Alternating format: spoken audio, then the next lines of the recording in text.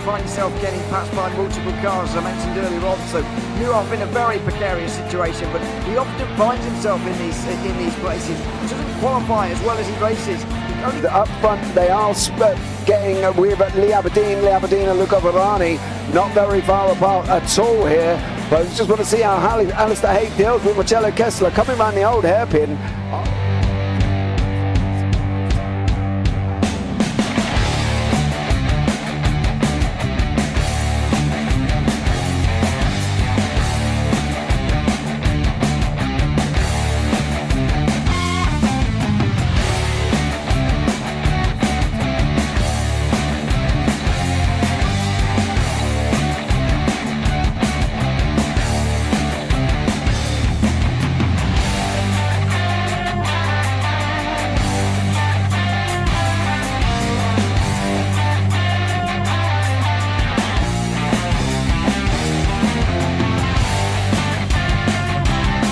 I would say it's not the best decision they've ever made, just not having done that under the safety car, really. Yeah, they're taking their pit stop strategies from Ferrari lately or something. What's going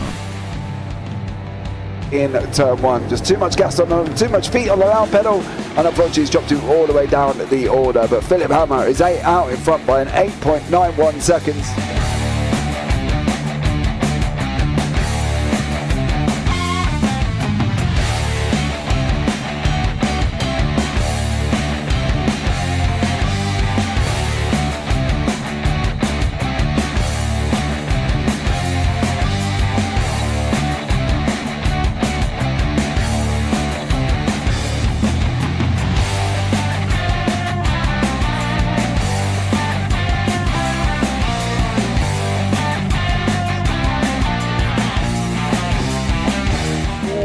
Dan Michael is a wall there, sir. And it definitely doesn't want to be hitting that earlier on as well. Difficult, the understeer is in the dirty air through that final corner because it's such a long corner and you get dragged off into the grass very easily. He'll have the slipstream down towards the chicane. Peterson was briefly alongside, but that slipstream has saved him and kept him in third. Yeah, Varani now lost a little bit of time to Aberdeen, about half a second. Peterson is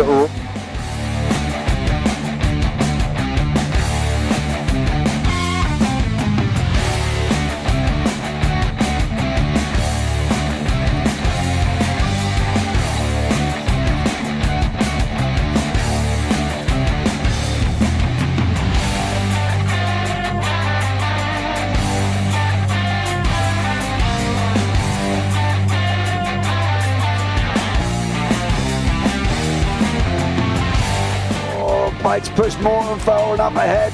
He's got out of line. Is now Pike going to have a go at Werrell? Don't push him off. He's in the championship fight.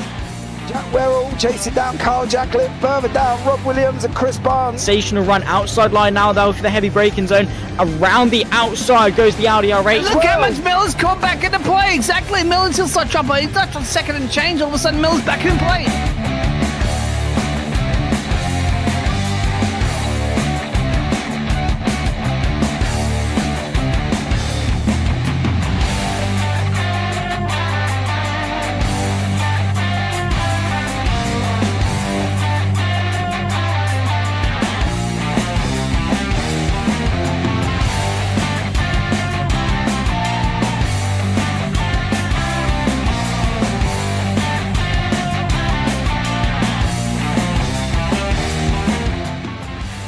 On to the back end of Phil Jocelyn. So there's been a lot of movers and shakers in this first 2 laps here for race. Absolutely serious racing league. Everybody's a lot have fun. Yeah, it's all about the entertainment. So I hope everybody is enjoying themselves out there in the chat. We know that Ron is been enjoying himself watching. The Burger King machine's off into the grass a little bit there. Is that really bunching up now?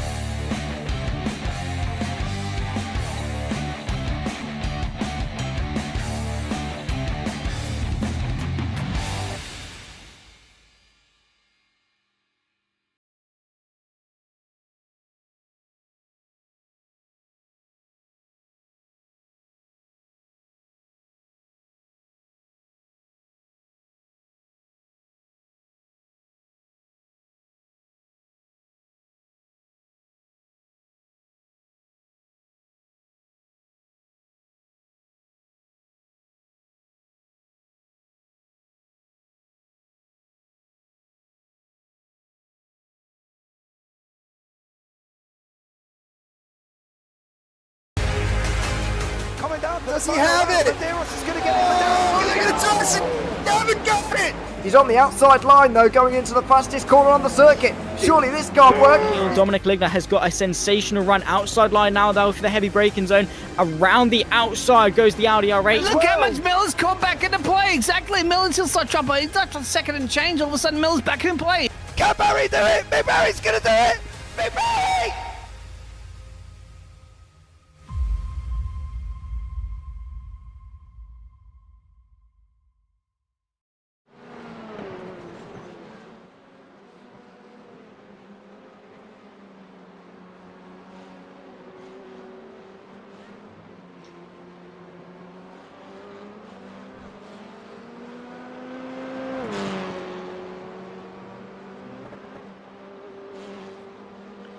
Well, good evening, everybody, and welcome along to the Sim Racing Collective F4 Sprint Season 2 here at Sebring International Raceway. My name's Alex Goldschmidt, alongside, well, I'm the colour commentators for tonight, but man will be in the pound seat. Good evening, Tom Cairns. Why don't you take us through what's going to be happening tonight, sir? Yes, absolutely. So it's the second round of the TSRC F4 Sprint Championship at the Sebring International Raceway. So just running through how everything will work in terms of tonight. We've just done a practice session and the drivers have just been given their briefing. 15 minutes of quali is about to commence if it hasn't already done so. And we've got two races lined up. The first one being 15 minutes long, which is determined by the qualifying results. There'll be a 5-minute break for the drivers to grab a drink or nip to the loo or whatever. And then we've got a 25-minute second race where the top 10 from the race 1 result gets reversed for the grid. There is a pit stop involved as well, so it should make for an interesting evening of action. And I have to say, this circuit does have a lot of history, doesn't it, Alex? Perhaps going back to the days when it made the odd appearance on the F1 calendar, going back as far as the 1950s. And yes, Miami is not the first Formula 1 circuit to be held in Florida, because Sebring was in fact the first one involved. That's a little bit of a trick question in case you go to pubs a lot. Yes, or you get the motorsport round, of course. It occupies the site of the old Hendricks Army Airfield that was a training base in operation in the latter part of the Second World War between 1941 and 1946. Also hosts the iconic 12 Hours of Sebring endurance event that was first held back in March of 1952. Very flat, but very bumpy, lots of tarmac surface changes, and will be catching the drivers out. I've already seen a few drivers in the F4 Discord chat saying, well, this setup isn't really conducive to turn 1. Well, they've got 17 of them to get through, and we're 4 minutes into time qualifying already, and there are some returnees, there are some newer faces that joined earlier on in this second season. But yeah, we're just waiting for the first few laps to come in, and Kieran Sharp goes in with a 2-minute 2.342. He was one of the... So what we'll do is we'll take you all through a little bit of a hot lap with Kieran. He's just on the run through into turns 3, 4 and 5, and he spins it before Gurney Bend, and luckily enough holds onto the brakes for the first couple of cars that come past. I mean, that's one of multiple pinch points here, Tom, as you and I both being big-time motorsport fanatics. But I'll tell you what, we'll take you through a hot lap with James O'Reilly, who's coming across the line now. So it's hard on the accelerator. You know, these cars are going to be pushing about 140 miles an hour going through into turn 1, which is a very deceptive and very bumpy left-hander. And then we've got the complex here at turn 2, which is turns 2, 3 and 4. Got to be very wary of the curbs and not let them catch you out. And then we go into Gurney Bend here at turn 6, where named after the icon that is Mr. Dan Gurney. And then it's a run down to the hairpin here at turn 7. And this is quite deceptive, this top part of the circuit here, Tom, because there's a lot of lateral sideways momentum changes, aren't there? Yes, absolutely. And you're having to, whilst you are aiming to nail the apex, you have to really put the car in line for the very next corner, which is only just around, well, just as you turn in, really. So it's almost like a slalom, if you want to put it in those words, where you just got to be you've got to sort of preempt your turning point before you actually do it. So you have to be very, very clever in terms of how you navigate your way through that particular part of the course, going through the Fangio chicane and then through Cunningham and then Collar. We've just gone through the tower turn as far as I know, and that's down the Flying Fortress Straight, which I think dates back to the sort of days of, well, you know your history in terms of maybe the military side of things, Alex. I'm not so much knowledgeable about it, but either way, he's going through the Gambinian Bend and the Le Mans curve, and it should be the back straight of the Ulmont Straight, and then should be coming towards Sunset to conclude the lap, and that is James O'Reilly taking us round a lap of this Sebring International Raceway. Yeah, very, very bumpy through Sunset Bend. You can see the amount of jarring that the car is actually suffering. Someone's already hit it into the barriers coming outside of Sunset Bend, so you might see 2 or 3 wide action. And yeah, I mean, Jamie Nuttall is now quickest of anybody. 2:02 by 0.246 in the crack racing number 14. He was one of the protagonists at the sharper end of the field. David Santamaria, one of 2 Andorran drivers that we actually have here. Currently running P5 behind Jack Southfield, who's 4th. Andrew Pike, Vyacheslav Volodoya from Estonia rounds out the top 7 ahead of Josh Millington, Hayden Miller. And there is the weather, 16 km/h wind, 83% humidity. It is cloudy up above, 21 degrees air, 22 degrees track. At Snetterton for the opening round, there was a lot of low-lying mist, let's say. Race 1, I was talking about with Kieran Sharp, about last time out at Snetterton, and Guillaume Hamling ended up on the roll bar of the airbox. There was about 6 or 7 cars squabbling, and one of the drivers, Guillaume Van Hout from Belgium in the 25, got caught out by the sausage curb, and then Bobby Moss, who is the official general of the Nigel Mansell fan club, he's not yet set a lap time, went around. Guillaume Hamling went up and over onto his roof, had a check of the footage from the stream last time out. Frank Porte Ruiz just goes top. Oh, that's a good lap there, Tom. Ruiz has just gone top, 2-minute 1.913. There's still time for these drivers to find, I think, though. You would think so with the track evolution evolving, and we've only got a minute and 15 seconds, plus any spare time after, if there is any, for these drivers to get their laps in. Now, given it's only a 2-minute lap as well, they haven't got long to get to grips in terms of qualifying in comparison to practice, because practice, as we all know, is different in terms of how the track can evolve, whereas with qualifying, everyone is on the track all at the same time. So you have to sort of go with the flow, and you have to really attack every corner that's out there to get the best position on the grid. As we watch Christian Camprager coming down the back straight, the last back straight before the end of it's the Ullman Straight, and he'll shortly be making his way through Sunsets. And where I don't know if he's on a lap for certain there, we are not seeing a lap time come up at the bottom, so we'll just have to assume he is on a lap. So we'll see how Camprager gets on in the nicely sort of neon coloured machine, if that's the right.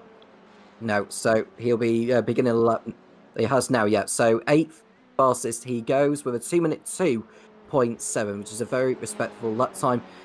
We've got Thomas Helmut coming through as well to complete a lap, or so we thought. No, he didn't get it in time, unfortunately. So that concludes the qualifying session. That didn't last very long, did it? But we do have a result, and we have a grid for race 1, Mr. Goldtrail.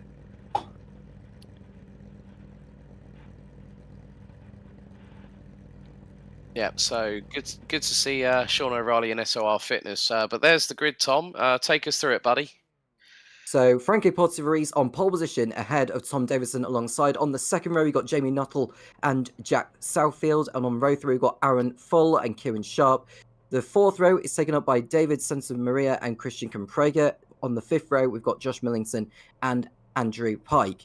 On the 6th row of the grid is Vyacheslav Voldova and James O'Reilly. And we look to the rest of the grid as we've got Guilherme Hamlin in 13th position ahead of the Hungarian Gergely Kunzabo. And on row 8 is Hayden Miller and Quinton Van.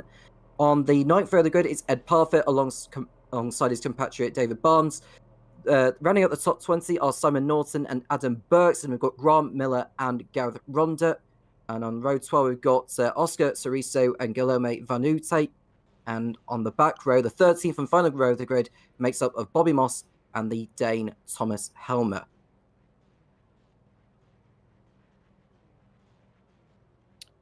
Yeah, I think we're just waiting for James O'Reilly to grid up, and then we'll have the completed 26-strong grid.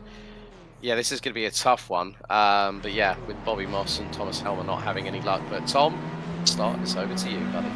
So the 5 lights are coming on now, and we wait for the drivers to move from the lights. It's underway for the first race of the evening in Sebring, and we look at Porter de Vries getting off to a blended start, but we're looking at Davidson is looking to the outside as they come towards the left-hander of turn 1. It's a very wide entry into there, but it'll close up as they come through there. But Porter de Vries with the inside line retains the lead ahead of Tom Davison in 2nd place. And in 3rd, we look at Jack Southfield, who's maintained his position ahead Jamie Knuckle and Aaron Full. We've got Camprega dropping down the order, and I'll let you have a look at that, Alex, because it looks like he's had a bit of a moment there as Porter de Vries heads out in front. Yeah, Camprega was straight off at turn number 2. We've had another few other drivers. Quinten van Gerwen from the Netherlands. Adam Burks has been off the circuit. Porter Ruiz is holding off Davidson. But Southfield, Nuttall, Full. We're going to have a look at the replay here. Now, this is coming through turn 1. They're fanning out 3-4 wide at points. So this is Oscar Saristo, the flying Finn, who gets attacked from behind, gets spun around through at turn 3, and that was, I think, possibly number 11 no, that wasn't Gergely Kunzabo. I tried to make out the number there. But yeah, Oscar Saristo from TSRC Esports, unable to have an opportunity. We've also got Camprega and Adam Burks both in the pits, so they were fanning out, nearly 6 wide through into the approach into turn 1 as James O'Reilly goes up the inside of Miller, Hayden Miller from Phoenix Racing, and that's the battle for P11, but Porter Luis is still holding onto the race lead, so 2 wide behind James O'Reilly. That's Hamlin. Hamlin's up the inside there of Miller as he looks to, but Miller maintains the advantage as they come through round the back end of the first lap. They go into the Allman straight. Porter de Vries retains the lead ahead of Tom Davison as we look at Southfield is making a move on the Brits, and that looks like Southfield making a move on Davison, and before the first lap is out, Southfield is up into 2nd position. Yeah, Porter Ruiz just did exactly what he needed to do. Davidson has got, oh crikey, got so close to the wall coming out of Sunset, out of turn number 17.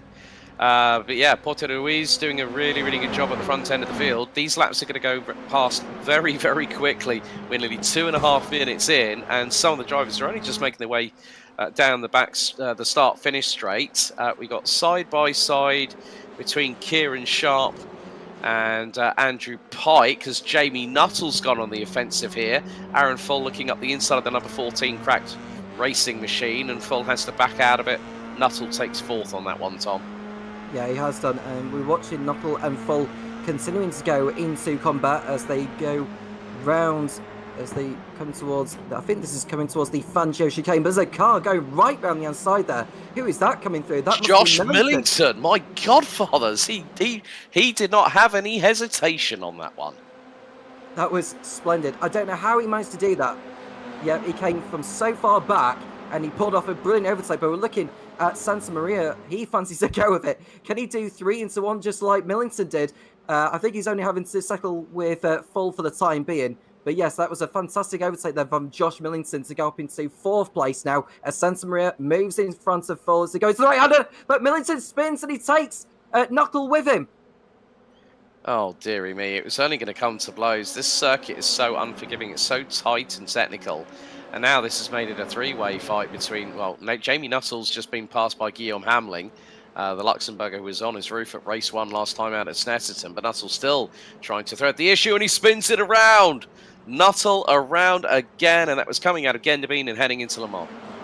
Yeah, and I don't know where he's got a little bit carried away from the battle he's had with Millington, but we're looking at Pike now. He's looking to make it 2 birds in 1 stone via the old cliche, but he was not able to do it. Gone too deep into the last corner of Sunset. As watch Kieran Sharp be right on board. He fancies a chance to get through ahead of Pike, and there's someone else that's made it through. This is like a drag race, and we've only done 2 laps of this. I know, it's just like IndyCar, only no one's got pushed to pass it. That is James O'Reilly trying to go around the outside at turn number 1, and he clashes with one of the TSRC cars. I've got a feeling that might have been Kieran Sharp that got compromised because Andrew Pike was sideways coming out of Sunset. Volodya holding on to 6th place. He's being closed in on by O'Reilly and Pike. And just up ahead, he's got Santa Maria and Full.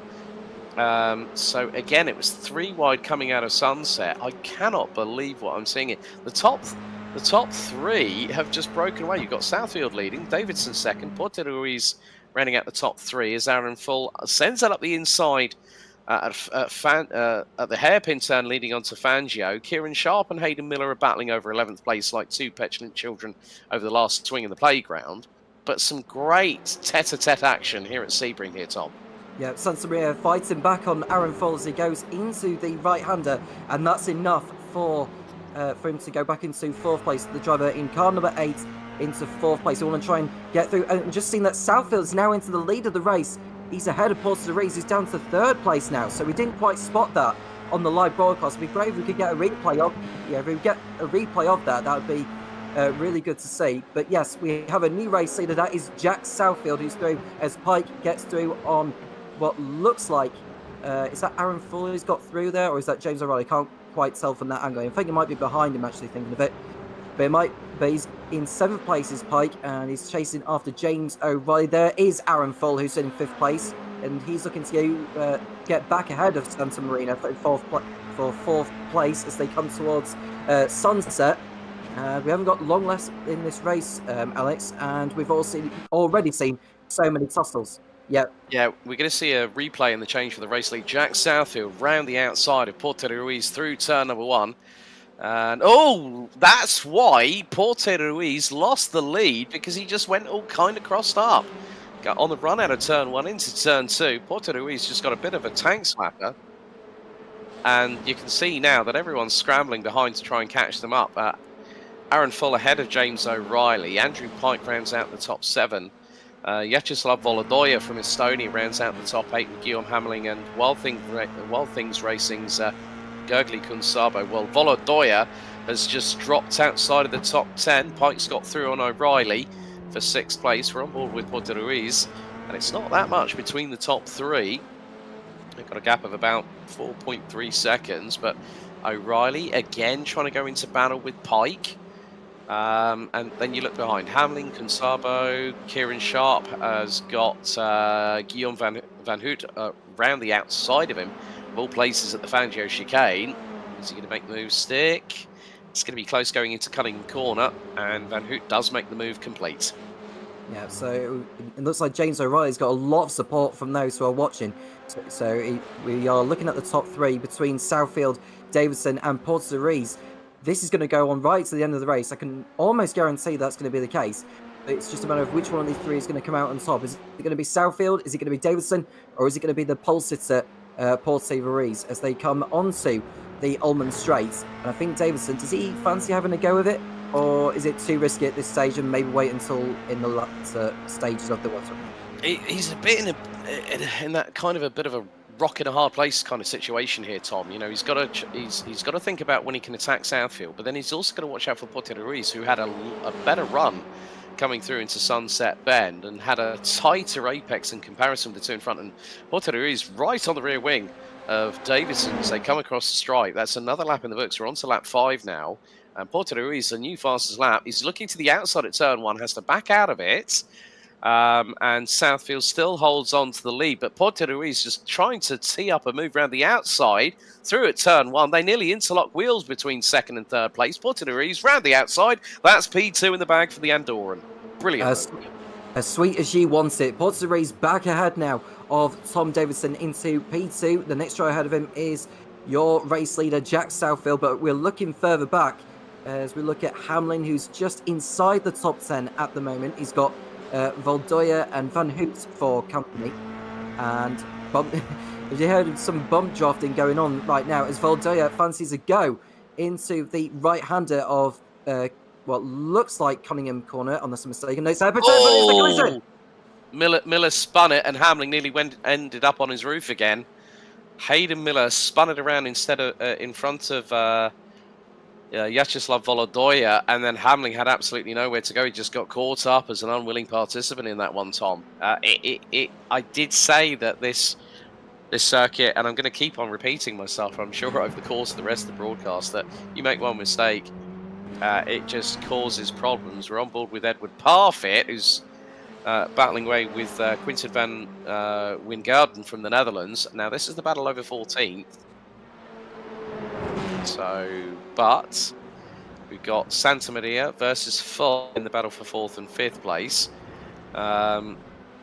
And again, the leaders, I mean, Pote Ruiz now sizing up a move on Southfield.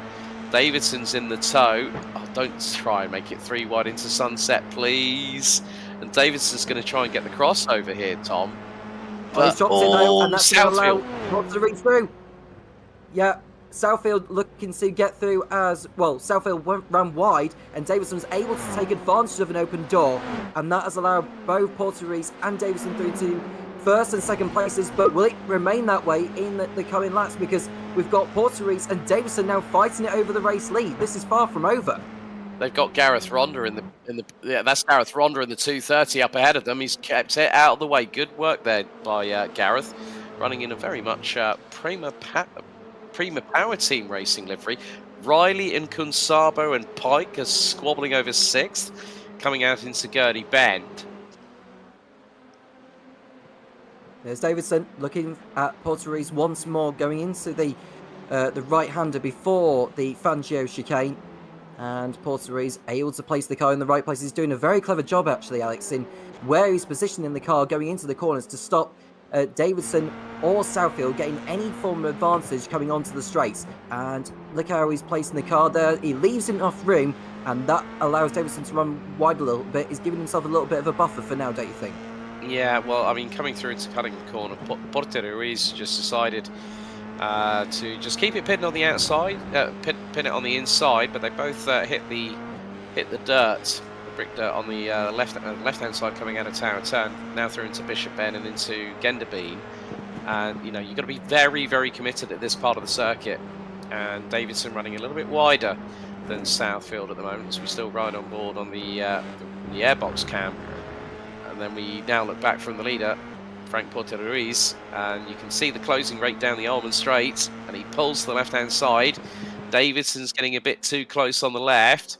Southfield might fancy his opportunity. He swings to the inside, into Sunset Bend. They are 3 wide for the briefest of moments. Southfield's got the pair of them in a minute, but they're going to come towards the wall, coming out of the onto the start-finish straight. Southfield again retakes the lead. Guillaume Hammerling at the moment, I have to give him a shout out. The Belgian started 24th, it's now P10 at the moment. And it's going to be 1 and 1 more to go here, Tom. 2 laps including this one, and it's an absolute dogfight at the front end of the field. No one's giving the quarter. It's not, well, I was going to say not half, because that was like a drag race down to turn 2 between the top 3 drivers, and Southfield has managed to get back the race lead again, ahead of Porter Reese, and Davidson still going side by side, heading towards the right-hander before Fangio, and Porter Reese is able to hold on for now, but is his focus going to be on Davidson, or is it going to be on Southfield? I think for now, I think he can afford to have a look at Southfield, but they don't want to throw away any crucial points that could count towards the championship, Alex. 65 points for a race win, and I think it's 60 for second, and so on. But these are big points, nevertheless. Yeah, you've got to really, really sort of, in these sprint races, go hell for leather, because you're not going to have to worry about a pit stop. The drivers will have to do so in the next race. Andrew Pike versus Guillaume Van Hoot. This is for 7th on the road. That's coming out of Cunningham Corner. Van Hoot holds the line, and he spins around, and Pike's in the wall. Yeah, and that's the end of Pike's race as we look at Van Hoot, who is able to continue. It's very unfortunate there for Andrew Pike, who got caught out. He made contact as they went through Fangio, and that was him paying the price, unfortunately. So he is out with over a lap to go. And I did say it was far from over, and it's very much far from over as far as the battle for the race win is concerned.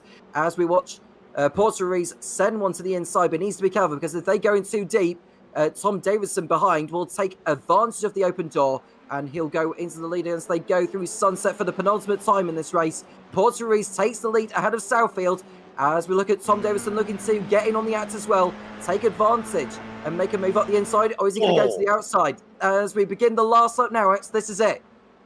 Yeah, Porter Ruiz was very, very lucky coming through Sunset Bend for the penultimate time. Through T1, Southfield runs a little bit wide. That's going to compromise him ever so slightly. But into turn 2, Davidson nudges the rear wing of Porter Ruiz into turn 2.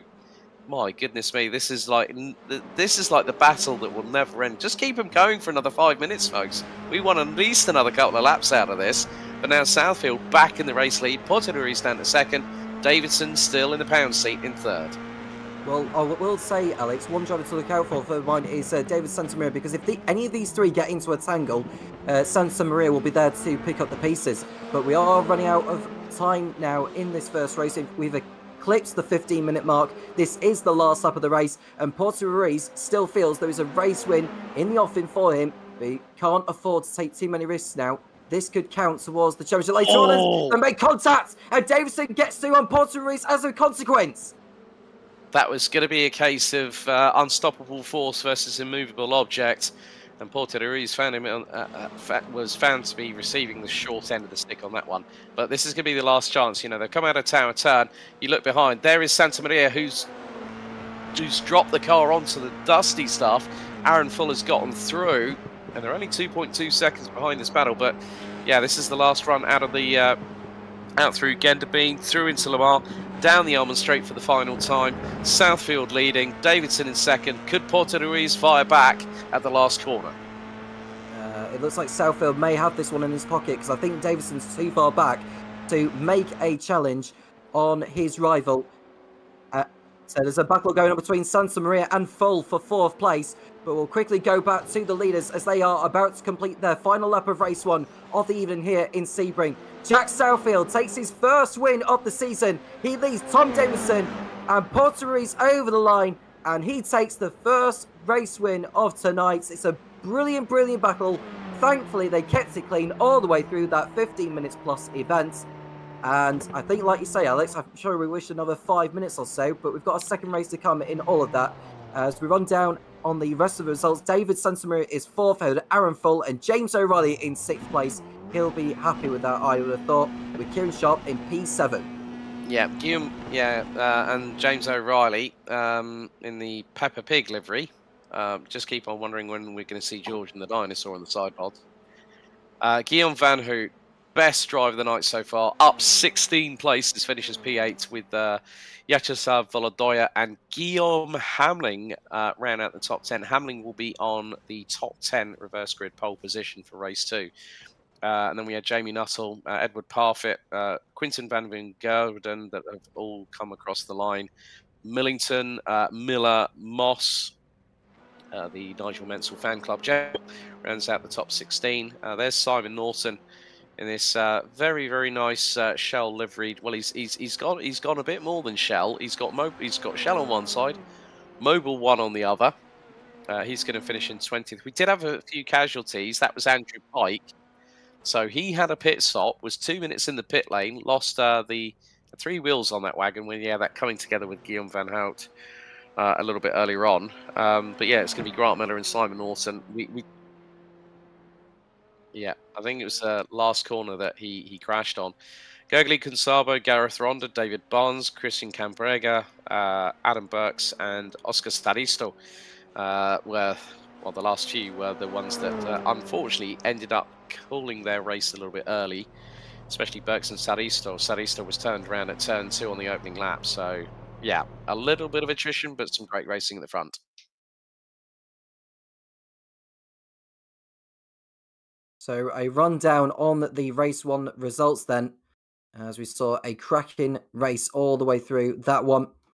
And we're just waiting for the results to appear on our screen, if we get them at any time. So here we go. Look, so Jack Sitfield runs out the race ahead of Tom Davidson. It's Frank Porteriz in third, ahead of David Santamaria, holding off Aaron Fold to the end. James O'Reilly was P6, ahead of Kieran Sharp and Guilherme van Hoot, with Vyacheslav Voldoya and Guilherme Hamlin rounding out the top 10. Damon Knuckle, race winner of both races last week, only managing P11, ahead of Ed Parfit and Quinton Van. I'm just trying to find his surname there. Due apologies for that. Vingard. Yeah, Vingard, and my apologies. Yeah. Josh Millington, 14th, ahead of Hayden Miller and Bobby Moss. Thomas Helmer was 17th, ahead of Grant Miller, who rounded out the or one of the finishes. Well, Gurley Kansabo was 19th, ahead of Simon Norton. Then they got Andrew Pike, Gareth Ronda, David Barnes, Christian Krumprager, Oscar Ceriso, and Adam Burks did not make it to the end of that one.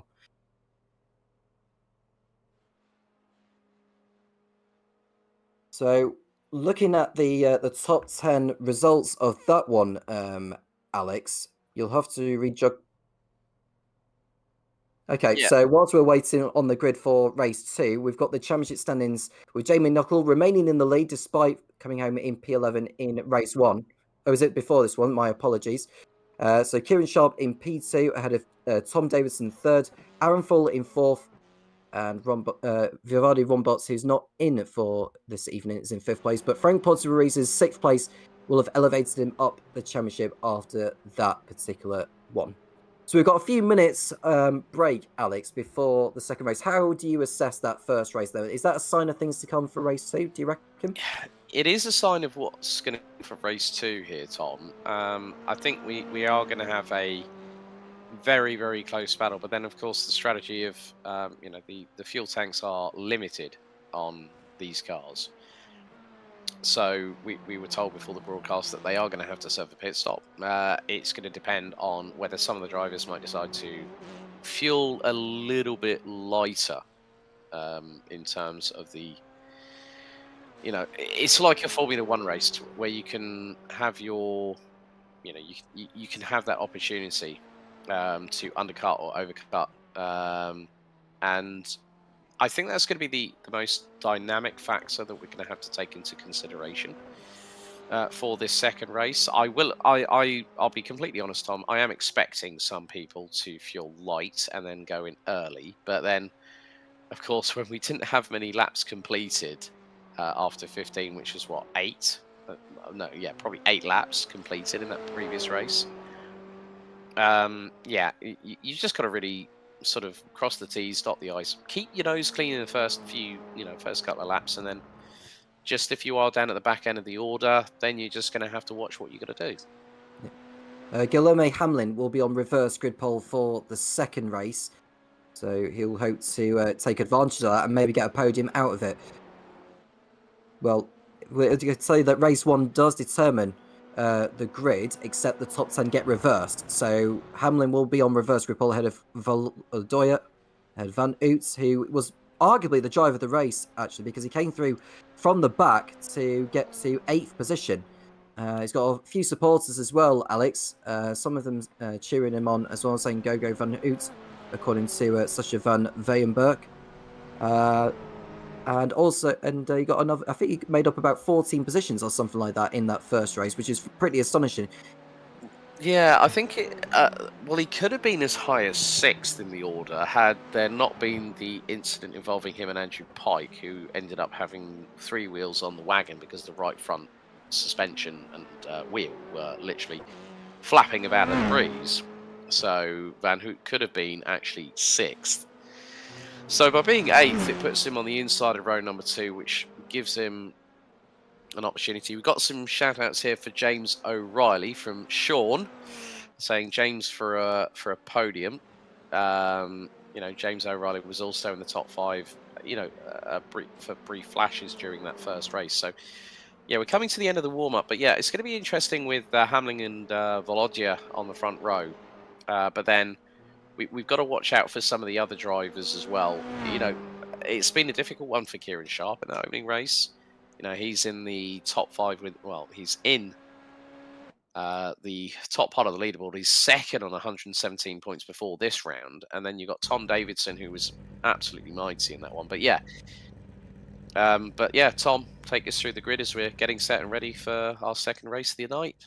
So Guillaume Hamlin on reverse grid pole ahead of the Estonian Vyacheslav Volodoya, and it's Guillaume van Hoot in third place ahead of Kieran Sharp.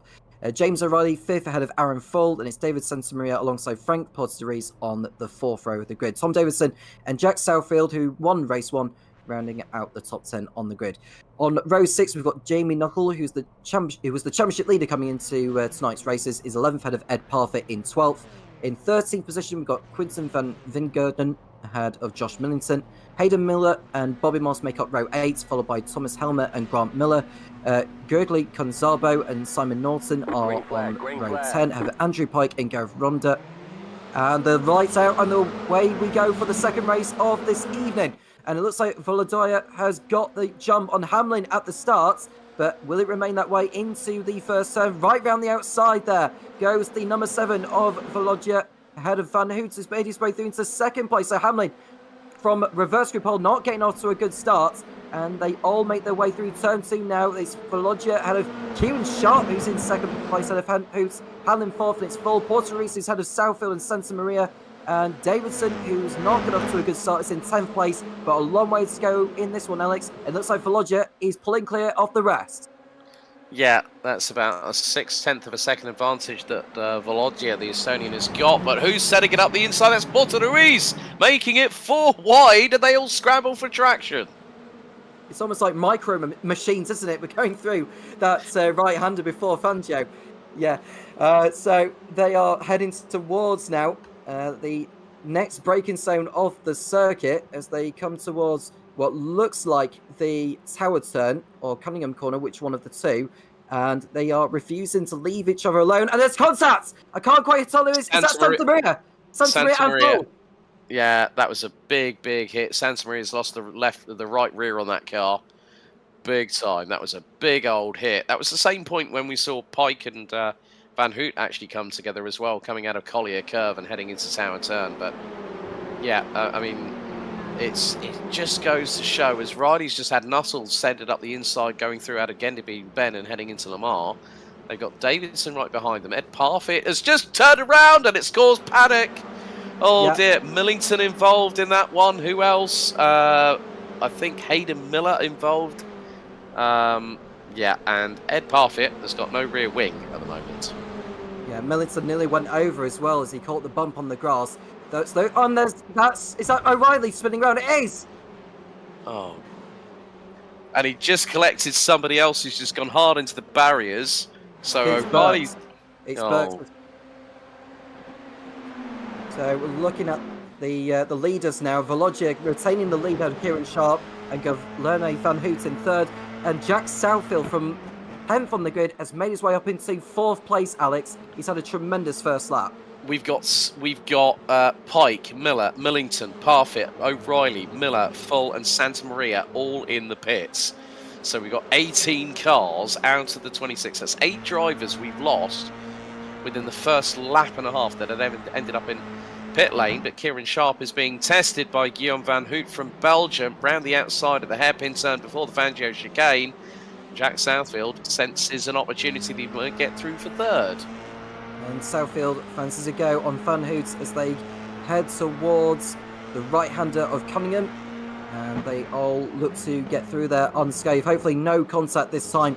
On the curb goes Southfield on the inside there of the red and black liveried number 25 of Guillaume van Hoot, and that's enough to move him up to the podium positions. Watch out for Porteriz though, he fancies a go at it as well, riding the curves, which will lose him some of the momentum, and he has to back out of it and just tuck into the toe of Van Hoot ahead. Yeah, Porteriz is also an IRL driver, so I think he's racing in single-seaters in the FFSA Championship this year. What was it? Teckles does sim racing, saying, I missed quali. Did Bobby fluff it? Yes, Bobby did muck it up because he didn't get lap time in qualifying. There was only 1 or 2 drivers that included NLK Racing's Thomas Helmer, who's in 18th position. But yeah, I think Porteriz is just being completely throwing caution to the wind. Here's the Fernando Alonso 2005 tribute band, Thomas Helmer, off the circuit, and ahead of him has gone Andrew Pike. And I think that's the big son. That's Santa Maria, isn't it? Oh, so Yes, it's the replay of the Santa Maria full accident on that one. yeah, well, Aaron Full actually gets a touch and is airborne, and it was Santa Maria that was trying to go through on him. And Santa Maria's lost the rear wing, lost the rear wheel. Oh, dearie me, that was a big old hit. We're riding aboard with Guillaume Hamling, who got a bit crossed up there.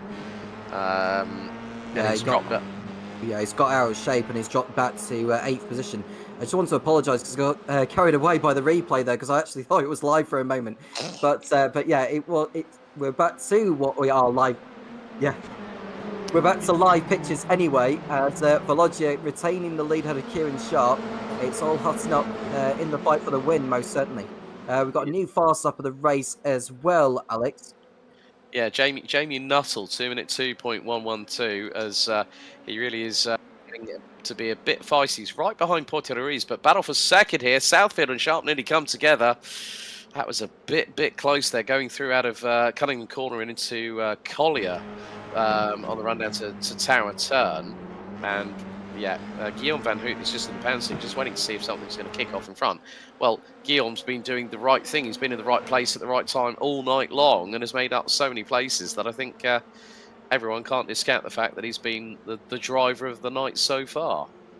Porto Ruiz chasing after Jamie Knuckle, the championship leader, coming into tonight as they fight over 5th place, but they've got also Van Hoot and Sharp up ahead. There's a long way to go. They're on to the Ullman Straight now, so we expect to see some action coming towards the end of this particular straight as Knuckle looks to defend. He's making a move actually on Van Hoot into Sunset, and he's up the inside is Knuckle, and that's a splendid overtake, and Van Hoot gets out of shape and he nearly collects Porto Ruiz with him. Yeah, and Davidson got through as a direct result. It was Van Hoot went completely Sebring sideways, and that is going to be a change for the lead. Possibly Southfield and Volodya get through out of turn 1. They've got Sharp and Nuttall. It's just getting a bit too close to personal through to turn 2 and into Gurney Bend. You've then got Davidson, you've then got Porto Ruiz, you've then got Van Hout. You've got 7 cars with 6 3/4 minutes of this 25-minute race completed here, Tom, that are in clear contention for the win. And then there's a big old gap back to Wild Things Racing's Gurgley Kunsabo in ninth. So that's 8 drivers, as it's going to be, oh, Jamie Nuttall. That's ridiculous. I'm sorry. Right through the hairpin. He's gone round the outside of Kieran Sharp. He's going wheel to wheel, through into the Fangio chicane and into the run into Cunningham Corner. This could be nearly 3 wide. It is nearly 3 wide into Cunningham. And Nuttall's gone for it. Nuttall went for it around the outside. He's just ahead of Voladoya through Collier Curve. Jamie Nuttall got 2 for the price of the 1. He got the bog-off special right there and then. He kept his foot in there and he got the move done as Southfield pulls away from the rest of the pack now. Is it a conclusive thing now, given that Southfield, the race 1 winner, is ahead of his pack? Should he be feeling comfortable at the moment as we watch the battle for second place rage on? And I think if you're Southfield, you'll wish, yeah, keep on battling and I'll continue pulling away from you all. It is like a little squabble in the playground all over again, like we had in race 1 as they come out of Le Mans and down the Ullman Straight on board with Frank Porto Ruiz, the pole sitter. He finished P3 in the started 8th in this race. He's up 2 spots. He's looking to the outside of Davidson. Might get the crisscross here through into Sunset. Someone has gone very, very wide. That's Voladoya. Oh, that's a big old... Oi! That was close to the wall. Voladoya was so close to the wall. Porto Ruiz and Van Houten Hamling have decided to pit. So I did say before we went green for this one, Tom, that there were going to be a couple of drivers that decided, well, you know what, I'm going to go a little bit earlier into the pit lane, and that has been proven by Van Houten Hamling. How will new tyres affect things for those who are stopping now? Is that going to give them an advantage of completing an undercut on this particular racetrack? I think it's more the case it's going to be fuel. Fuel is going to be the biggest thing because, as I said, the tanks are limited. So that's what you've got to really take into consideration. They may have been running on fumes and they're going to put enough fuel plus a little bit extra just to have that reserve. Whereas everyone else is going to start battling away as we're on board with Tom Davidson, who's not that far away. He's less than 3 tenths behind Kieran Sharp, but we're going to catch a couple of replays here. So this is James O'Reilly versus Jamie Nuttall. And this is into Sunset Bend, and this is when O'Reilly lost it halfway through the corner, and he just literally spanks the right-hand side of the wall with the right-hand side of the car. And then we got another one here. This is Grant Miller going through into Sunset as well. I did say the undulation here catch drivers out, and he's collected by the severely damaged James O'Reilly, and then Ed Parfit with no rear wing on the back of it, and he just spins it by tagging the front wall on the inside of Sunset. So, and this is going to be Aaron Full we're going to be back on board with. He's dropped, the aerokinetics car has dropped all the way down to the bottom end of the field, and he's just pulled off to the right hand side, and he's done a return to garage, so that cost him a little bit of time in the pit lane. But yeah, this is the battle for 10th place, and that is Simon Norton versus Gurgly Kunsabo, with the Hungarian now through by a whisker, I might add. We haven't spoken enough about Kunsabo in this race, have we? But as we watch Porteries come into the pits at the end of what looks like lap 5, as we look at Knuckle, Sharp, and what looks like, Tom Davidson in the battle for... fastest up also from Tom Davidson. He's able to get the power down as he chases after Sharp and Knuckle on the 6th lap of this second race of this evening. Jack Southfield's gap over the others is 1.5 seconds. He can breathe a little easy, but not too much at this moment in time. No, with this circuit, as I said, with the varying changes in surface and also the undulation, especially as now they're coming through the hairpin turn before the Fangio chicane on the run to Cunningham Corner. It is about just measuring things quite nicely. But Nuttall is actually getting on with the business at hand. Tom Davidson, new fastest lap of the race, 2-minute 1.951. They are actually catching the race leader now. Nuttall, Sharp and Davidson have opted for that work together kind of strategy. Of course, yes, Nuttall's with Crack Racing. Sharp and Davidson are part of TSRC Esports. So all of them will have thought, right, okay, let's just get on with the business at hand. Jamie Nuttall was sideways coming out of Tower Turn then in the number 14, but still manages to keep the gap at about 1.2 seconds as they go through into Genderbean and then into Lamar. So Southfield isn't out of the woods quite yet. Frank Porter-Ruiz was on the markers for about 4.5 seconds. And is currently P13. So the interesting thing here, Tom, is that the top 12, rounded out by Dave Barnes, have yet to pit. Yeah, so Porteries, the highest of all those that has pitted, is in 13th place, and he's got clear track ahead of him actually, Alex. So he'll make use of that to his advantage. Bobby Moss in the Nigel Mansell liveried Williams, if I remember correctly, is up into 6th place on track ahead of Van Vingurden, as can Christian Krimprager. And yes. Bobby Moss trying to fend off the Quinton Van Vingurden into turn 1. And he swings round. Oh, Van Vingurden. Oh dearie me! And we've had somebody else go off. That was, well, we've had Van Gerwen. That was, I think that was Christian Camprega that was off the circuit. He literally spun the back end around. So yeah, it looks like, yeah, we're gonna have a look at a replay here. This is Thomas Helmer in the Fernando Alonso tribute band, even though the Spaniard has now signed a multi-year deal with Aston Martin and Aramco F1. Oh, that's not where you want to spin it. Oopsie daisy. And the Dane goes around and he's in the pits. Oscar Saristo also coming now. This is through Sunset Bend. Just keep your eyes. Opposite lock, spins it around, and is he going to tag the barriers? I think he might have just glanced it. Yeah. It was the bump that caught Saristo out, but this is the incident involving Camprega and Van Vingurden, and just Camprega was an innocent bystander in all of that, and he had nowhere to go there. And I wonder, given how Van Vingurden reversed back into the path of him, whether he may take some form of punishment for that. How do you see it, Alex? It is a bit of a 50-50 when you look at it from that perspective. Van Vingurden was still going backwards, but here goes Kieran Sharp up the inside. This is down the Almond Straight on Tom Davidson for P3.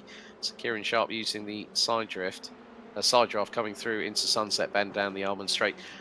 The thing is that Van Vingerden was still going backwards because there was still that impact that happened.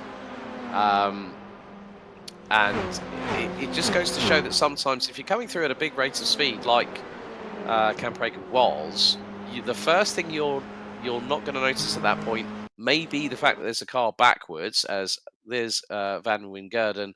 So we're going to have a look at this again. So he's battling with Bobby Moss. They interlock wheels ever so briefly. Van Wingerden spins around at turn 1. And look, there's no time. There's literally, that's a slow-mo of what would have happened in real time.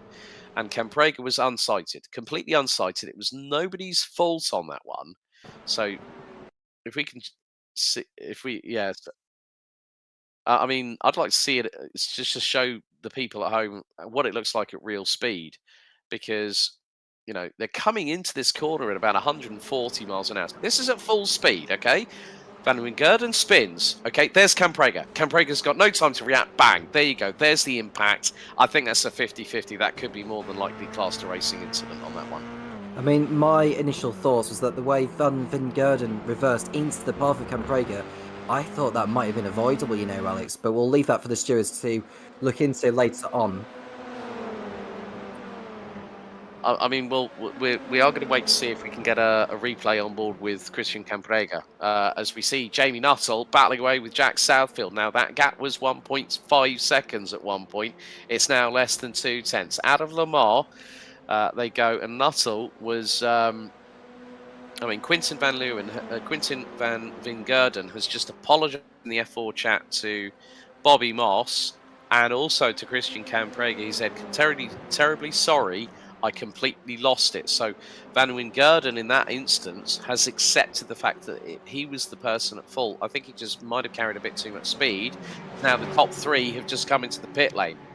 Yeah, Southfield, Knuckle and Chubb all coming in. The last lap before the one they've just pitted in for, Knuckle had posted a new fast lap of the race to 2 minute 1.8. Tom Davidson takes over the race lead for now. Velogia, Moss, Conzabo also in, so Porter Ruiz will go up into second place. So Porter Ruiz could jump them. Well, Southfield, Nuttall and Sharp and Volodoya are on pit exit, but Porter Ruiz is at full racing speed, and this could be very, very difficult in terms of the 3 that have just come out of pit lane. They'll be on colder tyres. Porter Ruiz now up to P5. Davidson is yet to pit. Gogoli Consalvo has just come out of the pit lane. So now this is the opportunity for Porter Ruiz to effectively close what is a 2.6 second gap back down to Kieran Sharp, who's a further second behind Jamie Nuttall. So effectively, when Davidson pits, Southfield once again becomes the de facto race leader, but he's between a rock and a hard place at the moment because Jamie Nuttall's right on his case. Knuckle remaining in the slipstream of Southfield as they come on to... Well, they've just gone through Fangio, and now this is Cunningham that they are about to head to. Now, is Knuckle going to go for it on Southfield, or is he going to wait further on in the lap? Probably the Almond Straight is his best chance. James O'Reilly and Thomas Helmer are battling away through into turn 1. This might be for 17th position, but James gets through. And Josh Millington and Andrew Pike are battling away through into Cunningham Corner. Millington trying to look around the outside and get the inside line for Collier Corner. Might get the run through into Tower Turn. I think Pike's just going to edge ahead for the minute. Millington's still trying to keep it pinned around the outside. That's going to be Brave down Flying Fortress Straight. Millington is still there. Davidson now pits. From the race lead. So Nuttall is going to possibly... Yeah, Nuttall has got through on Southfield on the approach into Sunset Bend here, Tom. And we've still got just shy of about 6 minutes to go. So we're going to be very, very minimal on laps. I probably would say it's going to be 3 and a push. But Nuttall to the outside at turn 1. Southfield up the inside. Reed takes the lead through T1.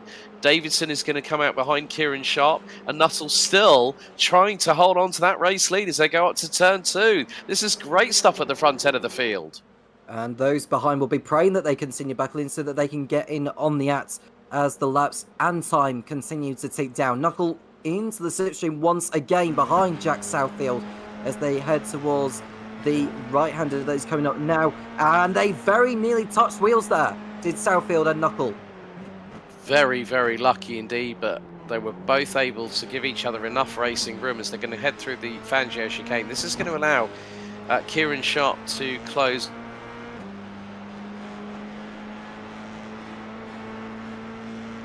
Is the fact that he's got Frank Porter-Ruiz right behind him. They are 2.5 tenths of a second apart, but Nuttall still trying to put the frontness onto Southfield. There's Porter-Ruiz, there's Davidson. That's the battle for P4. And if Porter-Ruiz can get past Davidson, he's got less than 5 minutes to try and close up on those in front. But Nuttall and Southfield are, it's like a bare knuckle boxing match.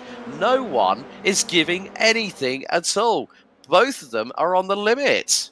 They are, and they're giving each other respect as well, Alex. They've been fighting all the way through in this race, and Knuckle feels that a third victory of the campaign is up for grabs for him. He just needs to be very clever as to when he decides to go for it. If he goes for a last gasp overtake, that's going to allow Kieran Sharp and Tom Davidson to close in. So he needs to play this one very, very cleverly as he looks to the outside heading into Sunset, but it looks like Southfield has that one covered for now as they look to begin what we believe is going to be the penultimate lap of the race, Alex, as they cross over the line. But we'll look at Porter-Ruiz and Davidson. Oh, dearie me, that is so, so close. That's the battle for P4. So we will have, I think, 2 laps, as you rightly said there, Tom, to go. Porter-Ruiz trying to go high, wide and handsome around the outside of Davidson in turn 1. That's not going to work unless Porter-Ruiz has got enough momentum carry. He has. He launched it. He just kept it pinned, kept the throttle lit fully. And Porter-Ruiz round the outside at turn 1 on Tom Davidson. That's a belter. That was probably the overtake of the race so far. I mean, some may argue that there's been better overtakes throughout this one, but that one was right up there. Brilliant overtake there from Frank Porter-Ruiz to put himself up into 4th place behind Kieran Sharp, Jimmy Knuckle and Jack Southfield. We are expected to receive a replay on that overtake from Porter-Ruiz because it was absolutely splendid. It is worth another look as he looks to the outside into the first turn, kept it pinned, as you rightly mentioned, Alex, and that was a phenomenal overtake. Put himself up into the top 4. Brilliant stuff. Yeah, the thing was, Davidson had really got compromised because he was nigh on squeezed, but there was still enough room from Porter-Ruiz to make the move stick. But I think Tom Davidson did the right thing there. We're still, we're pretty much at the point where we're going to be a third of the way through the 6-round championship with Motorsport Arena Oschersleben next week on April 19th.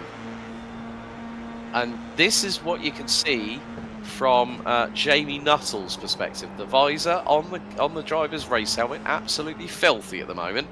It's been cloudy all the way through the 2 races so far, but Nuttall is just giving Southfield an absolute heart attack at the moment down the Almond Straight, and Nuttall might try for the crisscross attempt here at Sunset Bend. If he carries the momentum through, get a tighter apex through, he's going to try and do it, but Southfield is round the outside of him through Sunset Bend. 2 laps to go. Nuttall and Southfield can't be separated here, Tom. This is absolutely awesome racing. Great respect by the 2 of them.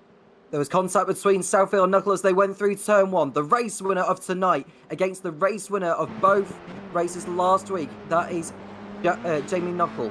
Jack Southfield, the race winner of tonight, making it 2 from 2. This could very much lock horns in terms of the championship battle after this race. But in the meantime, we are focusing on who's going to come out on top between Southfield and Knuckle as they begin the last lap. This will be the last lap as they look to close out this race with a fine battle.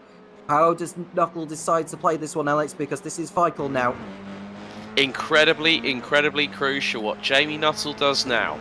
Let's look at it from this perspective. Season 1 was the learning experience for everyone for the Sim Racing Collective. But now, You've got Nuttall and Southfield absolutely knocking down each other's doors with sledgehammers like Triple H from the WWE. But it's really coming down to this last moment, the last attempt that Jamie Nuttall is going to have. You know what might happen coming out of Tower Turn. Oh, Southfield got a bit sideways there. Down through Tower Turn, into Flying Fortress Straight. I think Nuttall's best opportunity is to be right on the rear wing coming out of Le Mans, as they are going to be very shortly, and get the run down the Almond Straight into Sunset Bend. This is the last chance. Last chance indeed. Nuttall right into the slipstream. It needs to be right up the gearbox of Southfield's car and to ideally be on the outside, depending on how the corner plays out. I think they'll want to be on the outside, but you can see Southfield cutting across there, weaving across the straight, and that might be something for later on. But look at Southfield Nuttall looking to the outside of Southfield as they go toe-to-toe for one last time. But I think Southfield is about to do enough to make it 2 from 2 in Sebring in the TSRC. What a brilliant performance by Southfield. Excellent drive once again from 10th on the grid to the race win. Jamie Nuttall having to settle for second place as Southfield, as you can imagine, performing donuts to celebrate what has been a hard works evening. He's certainly earned his wage tonight, hasn't he? He definitely has. He definitely has. Jack Southfield winning by 72 thousandths of a second. I mean, and just for good measure, he just knocks off his front wing going straight on at turn 2, and someone that loses a few wheels off of their wagon as well in the process. But yeah, I mean, I wasn't at all surprised when Sebring came up on the calendar for this one. But we're going to have a look back at the Christian Camprega incident, I think, very shortly, because he's going to finish down in 20th position. That was quite early on in the race. But, I mean, yeah, Southfield and Nuttall, it was going to be... Who was going to... Well, we're not going to get that replay, folks, but we're waiting for the last couple of finishes. But there were great battles up and down the order. Sean O'Reilly saying, ask James why he does so... Oh, dearie me, the O'Reilly family. They've got the daggers out at the moment in chat. Ask James why he does so well in the first race, then bins it in the second. Laugh out loud. Sasha van Weenberg saying, all for Guillaume Van Hoot, who did start P3. Oh, dearie me. Helmer nearly post-race comes through and smacks into O'Reilly, who was busy doing some donuts of his own at turn 1, and there's a lot of smoke coming out from that corner. But yeah, TSRC F4, I commentated on the entirety of the first season, Tom, and to really see it come into a second season and to see even better racing has just been brilliant, especially at a track like as iconic as this here at Sebring. Absolutely so, and we've seen plenty of overtaking all around the circuit. We've seen some drag races in particular parts of the racetrack we couldn't have imagined. So it's no wonder that this championship is very much taken by a storm, and Southfield was able to master around this racetrack. 2 wins from 2 to round up a brilliant evening's action. We're going to run down the results of the second race then. Jack Southfield, as I've already mentioned, making it 2 wins from 2. You had a Jamie Nuttall in second place, better than what he did in race 1. Kieran Sharp third. Frank Porter-Ruiz in fourth place, had a Tom Davidson. There's Vyacheslav Volodya in sixth, had a Guilherme Hamlin, had a Guilherme Van Hoot. Jelly Consabo in ninth, and rounding out the top 10 was the Brit Josh Millington. Bobby Moss was 11th, followed by Simon Norton. There's Adam Burks, James O'Reilly, Gareth Ronda, David Santamaria, who was at the back after tangling with Aaron earlier on. And we've got Thomas Helmer, Quinton van Vingerden, and Grant Miller. And I'm sure we had one more finisher in that race. That was Dave Barnes, as far as I can remember. He was a lap down anyway. Chris Camprega, Ed Parfit, Andrew Pike, Oscar Saristo, Hayden Miller, and Aaron Full. That was the name I was trying to get into my head. He was the one who tangled with David Santamaria in the opening stages of race 2. It is interview time, Alex. I'll let you take it away and speak to some of the drivers on what's been a compelling and enthralling races, I should say. Yeah, thanks, Tom. We are waiting for hopefully a couple of drivers to jump into the interview chat, but you are going to see some replays from the race. We will give it a couple of minutes or so. You know what? So this is from Jack Southfield's perspective. We have actually got someone waiting in the interview room, but so Jack Southfield actually got a little bit of a touch in the number 98 going through into turn 1, but I think we have got one driver actually waiting to be interviewed in the interview room, and it is Andrew Pike. LOL, he's just said. So let's bring Andrew in. It's not been an easy run for him tonight. Andrew Pike, good evening. Good evening. How are you doing? Not too bad. It hasn't been the best race evening for you in F4 on TSRC, let's be completely honest, because Sebring's a tough track to master, isn't it? Very much so. And I didn't do any practice because that's the kind of guy I am sometimes. But it was going all right until there was contact in the first one, which put me in the fence, and then that puts you back in the danger zone in the second one, which is kind of what happened. I found myself amongst a gaggle of cars that collided and picked up some more damage, but that's how it goes. It's good fun. Yeah, I mean, you were having a really good battle with, I think it was the incident through Collier Corner with, I think it was Guillaume Van Hoot. You guys were battling like two little children over 6th place. And Yeah. And the contact then literally flung you into the wall on the right-hand side before tower turn, and then we saw you had 3 wheels on the wagon because the right front was an absolute mess. And it is such a demanding circuit. You know, there's no real room to breathe, is there? No, that's true. And also the cars are really unforgiving when you're close. So in any other like closed wheel series, that would have been fine. I left Van Hoot probably 2 car widths, but the slightest contact and you get walked out into the fence. The one you're seeing there on the stream in the second race was my own fault. I was trying to follow Josh, misread the lack of downforce when you're that close to the back of somebody. These new 3D curbs that they've been kind enough to add to the game have got rid of me. Yeah, then we've also got the one we've just seen on the stream with regards to you. Yeah, it's just unfortunate. Yeah, I think that was between Gareth Ronda and Thomas Helmer, and you were right in the pound seat, and then all of a sudden... Yeah, Cambrigio goes for the inside, and Ronda's sort of got nowhere to go, is he? And I don't see that until I hit it, essentially. So it's just one of those things. Yeah, it's like... Still work. Good fun. You and Thomas both went Knight Rider ski mode on that particular occasion. Absolutely. But Oschersleben next week, a different track, one of the more rudimentary ones that we see with regards to F4.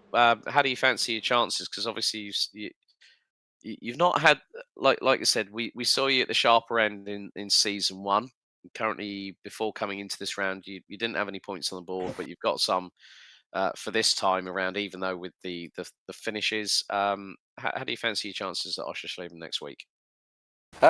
Depends how hard Sharpie works the weather so that we get rain. I've definitely got the handle of the car, but it's a question of how many laps I mostly get in and how everybody else fares as well. The weather will be random, but everybody's ribbing Sharpie because we still haven't seen any rain yet. But there's only so much that can be done with regard to that. We'll see what it does. But I mean, like I say, I've got the hang of the car to an extent. I can normally get it around in some sort of respectable spot, but if I don't, then I'll provide people with some decent crashes to watch at least. Indeed. Well, Andrew, thank you so much for joining us, buddy. A bit of a shame about we're looking forward to seeing how you get on next week for round 3 at Motorsport Arena at Oschersleben. But thanks for dropping by, buddy. Yeah, no worries at all. Thanks a lot, guys. Cheers. So there we go, Andrew Pike. Well, Tom, I think from my perspective, an action-packed evening of TSRC F4 sprint racing. I'm going to leave it to you to close out the show tonight because it's been a pleasure being alongside you in the commentary box. And it was a wonderful welcoming for me as well, Alex. The TSRC living up to its name, living up to the action we have seen. Over 20 drivers on circuit, backing it out for glory. And the fun doesn't stop there as the championship resumes in Oschersleben in 7 days' time and look to do all of it again then. Thank you to Alex Goldsmith for being alongside me in the commentary position. I'm Tom Cairns, and we'll speak to you again soon when the TSRC returns.